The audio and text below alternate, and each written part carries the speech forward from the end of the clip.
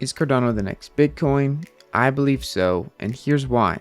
First off though, a disclaimer, to me, the future is multi-chain. I don't think that one blockchain is going to rule them all, and I think there's multiple places of this major financial revolution puzzle to be solved through cryptocurrencies. Also keep in mind, this is my opinion as someone who is heavily biased towards Cardano. That being said, let's go over why I think Cardano is the next Bitcoin and also what it means to be the next Bitcoin. To be honest, there's a lot about Cardano to say and its similarities to Bitcoin's formation and the financial takeover in the past decade. But before we dive into that, let's go over what it means to be the next Bitcoin and what I'm talking about in this video. I'm not talking about prices, but more importantly, I'm talking about a sound form of money. To me, Bitcoin is this. Why is Bitcoin so valued? Why has it become such a unique and priced asset? Sound money. This means that it is much more immune to corruption and lies than just about any other currency. Upon inception over a decade ago, people weren't really aware that they needed something like this, a form of sound money. The government is our bestie after all, and even though our nation's currency is not backed by anything, they'll put an appropriate amount aside when printing it that we worked so hard for, right? So to me, being the next Bitcoin is about being another form of sound money, incorruptible currency and made based on a free market to benefit the majority of people which take part in said market. This is done by providing a decentralized and transparent base layer of currency. Alright, now that you know my version of the next Bitcoin and what it means to be the next Bitcoin, let's talk about what makes Cardano, or ADA rather, such sound money. As I mentioned earlier, to me, sound money is derived from decentralization. On this topic, I want to go over an overlaying topic of decentralization, which is the blockchain trilemma.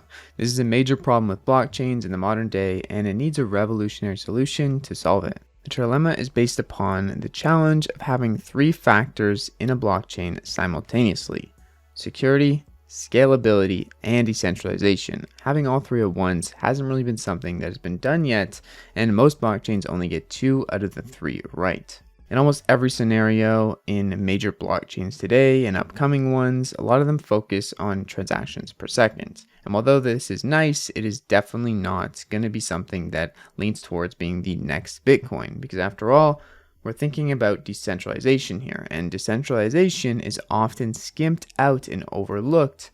Instead, they're looking at the transactions per second. Many things may start out centralized and merge into a more decentralized state, but that's easier said than done, especially when referring to the first layer of any blockchain.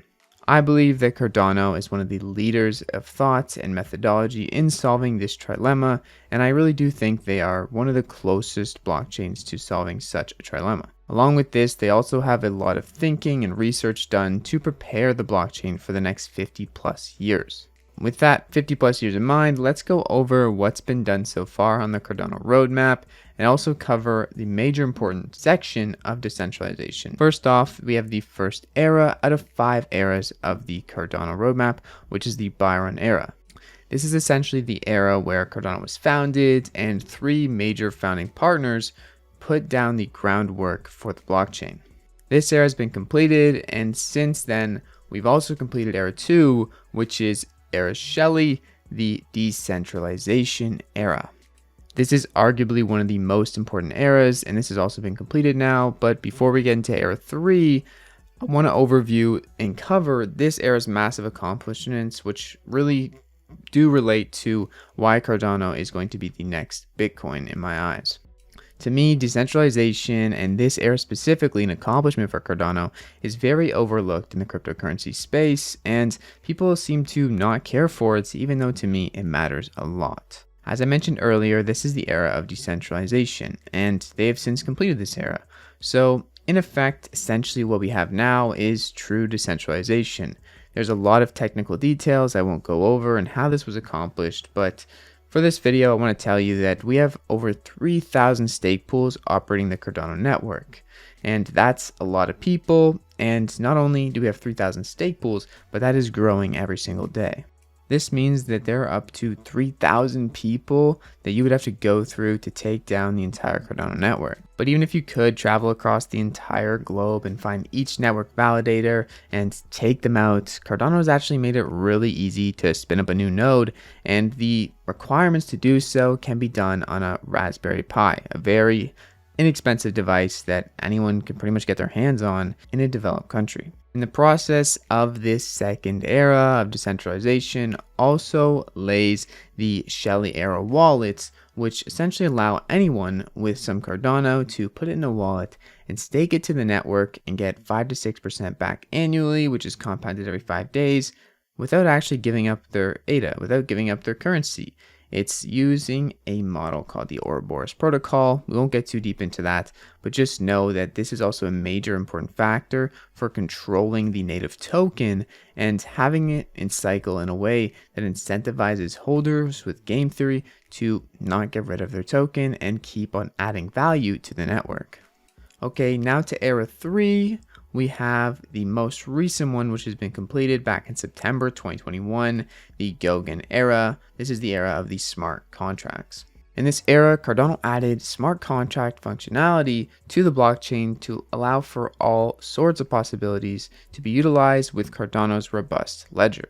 Something to note here when comparing Cardano to Bitcoin is that although Bitcoin is quite decentralized and Cardano follows in those footsteps, Bitcoin doesn't have smart contracts, and it's a proof of work method, making it a lot less energy efficient. So I do think, as many others do, that there's certainly a need for Bitcoin and other successful blockchains in this space, and there won't just be one, but I do think that certain blockchains will be better at certain things. Cardano here bringing decentralization still to the table and also offering more than just sound money, but also smart contracts and more contextual value than just the currency itself. The fourth era of Cardano is Basho. Also known as the scaling era, this stage adds another piece to that trilemma we talked about earlier of heading towards a revolutionary blockchain feat. The fifth and final era of Cardano is the Voltaire era. This is the governance era. This era will be focusing on giving back all of the power and also adding more decentralization to the network to the people on the network, not just the founding partners, but completely in control of the people active on the network who are also incentivized to keep it in good health. Now, this also has been kind of started already through a treasury that every part of a transaction fee you see on the Cardano network is building that treasury. This treasury is, even as we speak right now, helping fund current development on Cardano, and this is just the very beginning of a really important feature that Cardano has and is building as we amass to the governance era. So now that you know all the stages and the basis of Cardano's research and planned approach, I hope you can see what I see in the future of Cardano and it being the next Bitcoin. Decentralization to me is the most important factor when creating sound money in a blockchain. Of course, you need security and scalability too, but many of the new and up-and-coming blockchains kind of skimp on decentralization and miss the whole point of a financial revolution that Bitcoin set in place over a decade ago entirely. Bitcoin created a revolution because it was well thought out and it filled a gap that is still not really filled today. Cardano and many other blockchains will help fill this gap, but to remain sound money, decentralization must be an absolute necessity. Of course, this also means that as Cardano helps fill this gap, the price of the native token, ADA, is likely to go up exponentially, and for these things to be sustainable, we always have to look back on the fundamentals that are laid for each blockchain. The main point of this video is that the building blocks for Bitcoin and Cardano are both heavily weighed on the concept of sound money and decentralization. So if you get anything from this video, let it be that last sentence. Go back and re-listen to that if you need to, but that's the point of why I think Cardano may just be the next Bitcoin. That's all for now. There's so much more about Cardano that wasn't mentioned in this video and many little things that are definitely important. So if you want to hear about those things and you want to stay up to date on all the recent Cardano news, please consider subscribing. It's absolutely free and you can unsubscribe at any time. Anyways, thank you so much for watching. It's been your friend Jack. Peace out.